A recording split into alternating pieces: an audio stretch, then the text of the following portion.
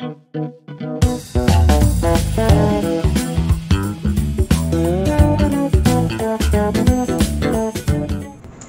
young girl named Fern is trapped in a house fire, and the only way to escape is a paranormal gift she didn't know existed.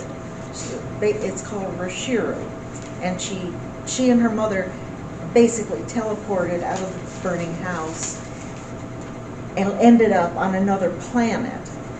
And this other planet is filled with psychic people who Rashiru on a regular basis. They had come to this planet to escape from a species that had enslaved them. They enslaved them because of their paranormal abilities. And there were about, at the time of this story, there were about 200 people on the planet. And they are all close cousins, because, you know, they are descended from maybe a dozen or two people that originally came. So they have to be careful who they marry, or who they have children with, which complicates things. Quest for Namai is a sequel. It can also be read as a standalone novel. And, oh, please come in. That's fine. I was just talking about Trials by Fire. I'll let you read the back of the book. That way you'll know what I was talking about. Oh, perfect. Yes, and like I said, I'm very sorry for you. Glad you're here. Thank you. Okay. As I said, this can be a standalone book, and I'm reading from this because I, edited certain parts that I wanted to read. The day the volcano had erupted played out in Fern's mind. The morning had begun innocently enough, but when she set foot in the creek, the water nearly scalded her. Rena, her adopted mother, checked the water and looked upstream. A column of steam rose above the trees. That meant one thing: magma, forcing its way to the surface, a new volcano emerging, dangerously close to home. No time to waste. Everyone in the village had prepared for possible evacuation. Now disaster was upon them. Fern stuffed the few possessions into her backpack, and everybody ran. The mountain behind them exploded. A volley of molten rocks fell, setting fires in the forest. In terror, they sheltered under a cliff until the bombardment ceased. Then they threaded their way among the fires, rushing to safety. By some miracle, no one was hurt, but the home they'd left behind had been destroyed. Taryn, Fern's adopted father, said they would go to the village of their cousins who lived by the sea and stay with them until they could rebuild. For the second time in her short life, Fern had been forced to flee from fire. She and her mother had come to this strange world a year and a half ago, Earth reckoning, by Rashiru, a teleportation method she'd never imagined existed. It was a miracle, the only way they could escape from their burning house back on Earth. But no one on her new world understood how they'd managed to Rashiru without training, and they hadn't been able to return home. Shortly after their arrival, Fern's mother died, and Taryn's family adopted her. She had struggled to adapt to their customs, but still hadn't mastered human talk, their very alien language. As I had said, small population, everybody on the planet is related, and close cousins are not allowed to mate and have children. So plural marriages are the custom because, as in Fern's family, she has two mothers, Anli and Rena, and two fathers, Taryn and Doran. Taryn and Rena had been in love, but they're too close related to have children together. So, and Anli and Doran have the same problem. So, as they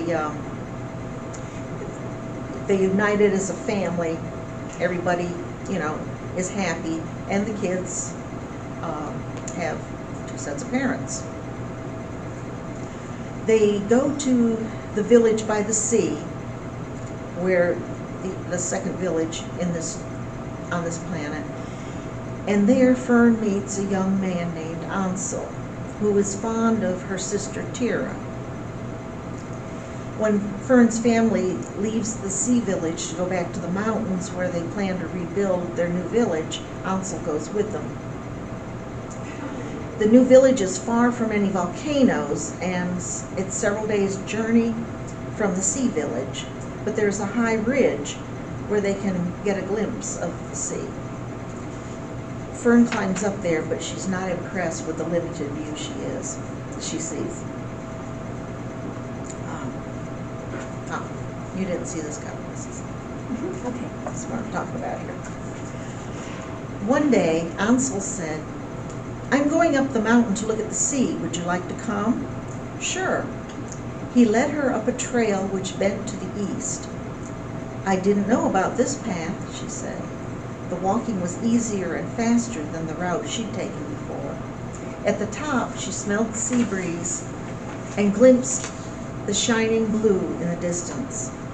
She turned landward and saw the minuscule cluster of huts in the village, tiny people and a cooking fire. Ansel touched her arm. "This way." Another path took them to a rocky outcropping where, far below, beyond the treetops, an expanse of sparkling water met the sky at a dark blue line. "I guess I went the wrong way before. Is this your special place?" He nodded. She wondered if he had brought Tira here, but she didn't ask. They sat on a rock and watched the sun play on the water. Ansel said, "I'm thinking of going back for a while. I miss the sea, and I miss my mother." "I bet you do." Fern thought about going with him, but she didn't want to leave Andli. "I won't be gone forever. I'll come back." Fern watched a few puffy clouds race across the sea and realized she was looking for birds. With a sigh, she remembered there were none. This planet has no animal life. Ansel said, "What's wrong?" "Oh, I was thinking about birds. A place like this on Earth would see seagulls, maybe pelicans, and other birds too, songbirds. It's so quiet here." The wind in the trees reminded her this world was not entirely silent. "Where's your village from here? Is it below us?" "No." He pointed east. "It would be a good day's sailing in that direction." She thought about him sailing to this part of the sea, but a boat would be too small to see from this distance. As she gazed down the green precipice to the silver sea, then to the sky growing pink with the evening sun, she almost wished he would kiss her. But if he read her thoughts, he didn't act on them, and nothing but deep friendship passed between them. After this, Ansel makes preparations to leave. Fern learned that Tira was to accompany Ansel to the sea village. She hid her tears and went to her grove to cry. She half hoped Ansel would come to her to comfort her, but she also put up a mental barrier to keep him away. That day she avoided everyone, performing her domestic chores quickly, and walked as far away as she could to collect firewood. On her way back, Andli met her. "Fern, you are upset." Fern dropped her wood and allowed Andli to embrace her. "I'm in love with Ansel," she confessed. "I know, he loves you too. But he's taking Tira to the sea village with him. Are they going to get married?" "Probably someday, but they're still very young. Fern, there's nothing to stop you from marrying them also." Fern shook her head. "No, I don't want that. I wasn't brought up that way." She spoke in English, but Andli seemed to understand. "You're still very young. Someday you may feel differently, or you may find a man who will be content with your wishes."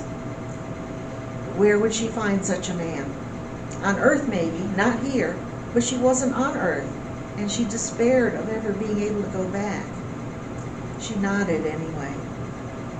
When Ansel came to say goodbye, he took Fern in his arms and said, "I will say goodbye for now, but I'll return." Then he kissed her long and sweet. She let herself melt into his embrace. "Esmilo Tefi," he said, "I love you." He kissed her again, then he left. The sensation lingered on Fern's lips for a few minutes, but it was wrong, all wrong. "No!" she screamed. "Wait! Come back!" But no one came. The Sameg is a common area in the center of the village, and young people who are ready to leave their family home but not ready to start their own families will often sleep there at night. Fern has her own private space, a grove of Miavan trees by the lake. She goes there to meditate and read. They don't have material books, but virtual libraries in their heads. And Ansel had taught Fern how to access her library so she could go read. About a year later, Tira returned, walking with a small group from the village by the sea. They carried salt, seeds of plants that had yet to grow in this part of the mountains, and incidentals needed by the mountain villagers, as well as news of the sea people. Instead of moving back into their bedroom, Tira slept on the Sameg. "I've grown used to this," she said. Tira seemed to have matured. Despite the long walk, her cheeks were full. When Fern helped Andli set up a loom to make Tira a new tunic, she noticed Tira's breasts were fuller as well and her hips wider. She looked like a woman, not the adolescent who had left for the sea. One day, Fern climbed to the ridge where she found Tira looking out to sea. Ansel said he would sail to where he could see this ridge, but were too far away to see his boat. A few days later, Fern returned to the ridge by herself. She thought about Ansel and his sailboat and remembered how much fun they'd had sailing together. An unsettled feeling washed over her.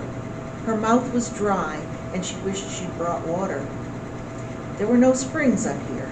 She retreated to the shade of an erguvan tree and watched the gleaming blue in the distance as it darkened to a swirling gray. The clouds below slowly took form. That must be a storm, she thought. On her descent to the valley, she gathered firewood and food, but her thoughts kept returning to her observations on the ridge. Was the sea village threatened by another hurricane? No, this storm had formed too quickly. It must have been a squall.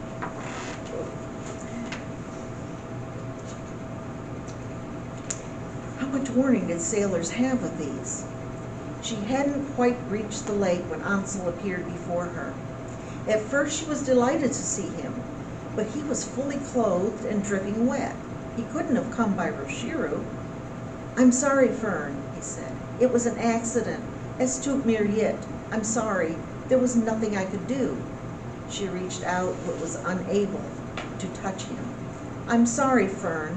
Es milu tefi. I won't leave you again as long as you need me." But then he was gone.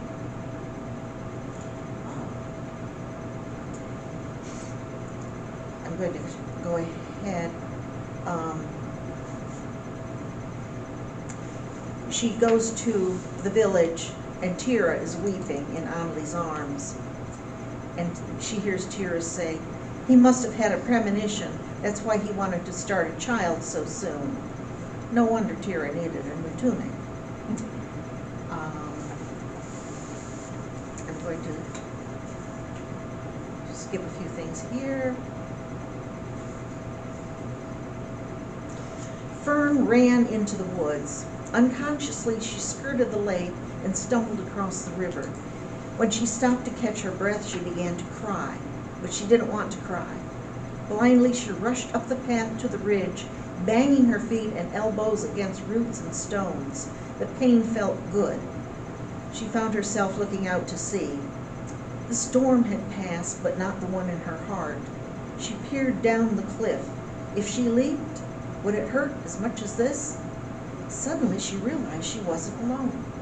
"Get out of my head, you asshole," she shouted in English. She heard him retreat, chuckling. "It's not funny," she cried. "I'm only laughing because I had not heard that word before." "Then I hope you know what it means," he chuckled again. What was she doing, arguing with a person who wasn't there? Yet she felt his presence, his sadness, his love and compassion. She almost felt an arm across her shoulder and irately shrugged it off. "Are you more angry with me for getting myself killed or for getting Tira a child?" She almost laughed at the first part of his question, but was enraged by the second. "You are a two-timing bastard," again in English. By the way, this is the worst language in this book. It's a young adult book.